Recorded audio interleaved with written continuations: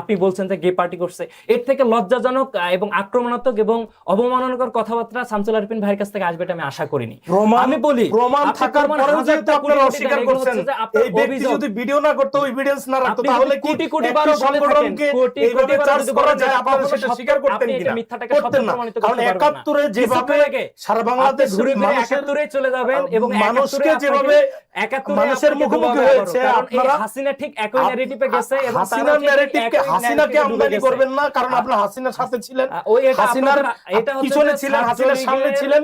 এবং একটা স্বৈরাচার যখন দাঁড়ায়, স্বৈরাচারের ঊর্ধ্বের নিচে যেভাবে রাডিকাল গোষ্ঠী সারা পৃথিবীতে যেভাবে দাঁড়ায়, আপনারা সেভাবে দাঁড়িয়েছেন, সেভাবে থেকেছেন, সেভাবে বিকশিত হয়েছেন, যে কারণে সারা বাংলাদেশে ৫ তারিখ পরবর্তী সময়ে মানুষে মানুষে বিভক্তি, মানুষে মানুষে যে সংঘাত, কালচার, আপনারা সেখানে স্বৈরাচারের ঊর্ধ্বে নিচে ফুলে ফেপে উঠেছেন এবং আপনাদের প্রত্যেকটা ক্যাম্পাসের আনাচে কানাচে আপনারা পরিচিত, আপনারা জানেন, আপনারা সঠিকভাবে দখল করেছেন। এবং আমরা মনে করি এনসিপির মতো একটা সংগঠনকে আপনারা বিভিন্নভাবে গ্রাস করার চেষ্টা করছেন। যারা রাজনৈতিকভাবে সুন্দর করে বিকশিত হতে পারত, তাদেরকে আপনারা বিকাশের পথে বাধার সৃষ্টি করেছেন, তাদেরকে বিভিন্নভাবে ব্ল্যাকমেল করেছেন, কুক্ষিকৃত করার চেষ্টা করেছেন। আমরা এটার নিন্দা জানাই। আমরা আপনাদের কোন বাস্তব উদাহরণ দেখাতে পারবেন? আপনাদের যে সেক্রেটারি নীলফামারী থেকে নির্বাচন করেছে, ফেল করেছে, উনি বলেছেন যে উনি একটা বিবৃতিতে বলেছেন যে তোমরা কি বাবা চিনো না, এই ধরনের একটা কথা বলেছেন। তার মানে কি? এখন একটা ন্যারেটিভ শুনেন, তার মানে হচ্ছে যে ওনারা বুঝাতে চান তোমরা যদি আমাদের বিরুদ্ধে যাও, আমাদের বিরুদ্ধে নোংরামি করা হবে, এবং সেই নোংরামিটাই আমরা দেখছি। ক্রেডিটের রাজনীতি, ক্যাম্পাসের বিভাজনের রাজনীতি একমাত্র ছাত্রদল শুরু থেকে শুরু করেছে। আমরা দেখেছি যে আমাদের আহ্বায়ক ফয়সাল মুরাদকে ধাক্কা দিয়েছে এবং এটা নিয়ে বিশাল জ্ঞানজান তৈরি করেছে, ক্যাম্পাস পরিস্থিতি অস্থিতিশীল করেছে এই ছাত্রদল। এই ছাত্রদলে আমরা দেখেছি ছাত্র ফ্রন্টের ইভান যে এখানকার সভাপতি ছিল, তার সঙ্গে হচ্ছে যে শুধুমাত্র একটা ব্যানার টাঙ্গানোকে কেন্দ্র করে হানানি পর্যায়ে চলে গেছে। এই ছাত্র দলেই হচ্ছে যে ক্যাম্পাসে শিক্ষকের গায়ে হাত দিয়েছে, ক্যাম্পাসকে অস্থিতিশীল করা, জুলাইকে ক্রেডিটবাজি করা এবং নিজের মাঝে কুক্ষিগত করার মানসিকতায় এই বিভাজন বিপ্লবকে চূড়ান্ত পর্যায়ে না দিয়ে যাওয়ার কারণ।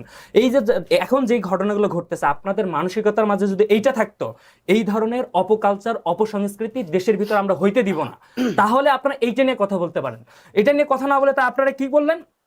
আপনারা করলেন যে শিবির অমুকের পাহারাদার, শিবির অমুকের তমুক, কিন্তু এই উদাহরণটা তো আপনি দিতে পারেন না ভাই। আপনি এটা করে পারতপক্ষে যেটা করলেন, কওমি মাদ্রাসার বিরুদ্ধে যে একটা জঘন্য ন্যারেটিভ বাম সংগঠনরা করে থাকে, সেটা আপনি এস্টাবলিশ করতেছেন এবং এই দায়ভার আপনার উপরে পড়তেছে। আপনি বলেন যে আমি সমকামীকে ইয়ে করতে, আপনি নিজে বললেন সেই ব্যক্তি দুজন ছিল কওমি মাদ্রাসার, তাহলে তো কওমি মাদ্রাসাকে মানে কি হলো? আপনি হাইলাইটস তো আপনি করতেছেন যে তারা অপরাধী, এটা আপনি একটু আগেই বলেছেন। আমি তো বলেছি কথা বলতেছেন, কারণ হচ্ছে আপনি বললেন তারা ছিল কওমি মাদ্রাসা। হ্যাঁ, এটা বললাম তো ভাই, আপনাকে এই জিনিস ক্লারিফাই করতে হবে, না হলে তো আপনি কিছু পরে গিয়ে আরেকটা মিথ্যা ন্যারেটিভ দাঁড় করবেন। আমি এটা জানি মাদ্রাসাকে আমরা ভিন্নভাবে দেখাতে চাই।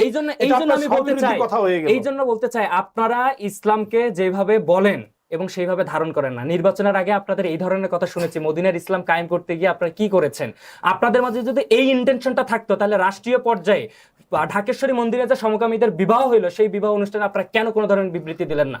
এই আমাদের যে দণ্ডবিধির আইন আছে, সেই আইনের প্রয়োগ কেন আপনারা দেখালেন না? তখন কেন আপনাদের চেতনা সেই জায়গায় নিশ্চুপ ছিল? সেটার উত্তর দিতে পারবেন না। আপনাদের জায়গা হচ্ছে যে এখানকে শিবিরের সমর্থিত প্যানেলের এজিএস এর রুমে ধরনের এই ধরনের ঘটনা ঘটছে। কেন রুমে তো একাই সে থাকে না, আরো তো ৩ জন থাকে, তাহলে আপনি কেন এই কাজটা করতে পারলেন না? না আপনি করবেন না এবং এটা সাইড রাখবেন এবং এই দুর্বিসন্ধির চিন্তাটা আপনাদের মধ্যে আছে। সবসময় একটা কথা মনে রাখতে হবে, এই জায়গা থেকে সাংগঠনিক অপরাধ, ব্যক্তির অপরাধ দুটি ভিন্ন বিষয়। একটা সংগঠন যখন সংগঠিত ভাবে সারা বাংলাদেশে অপরাধ করে, সেই অপরাধ সারা বাংলাদেশকে, রাষ্ট্রকে চ্যালেঞ্জ আয়োজন করে এই কাজটা করছে। ব্যক্তির অপরাধ, ব্যক্তি পর্যায়ে থাকে।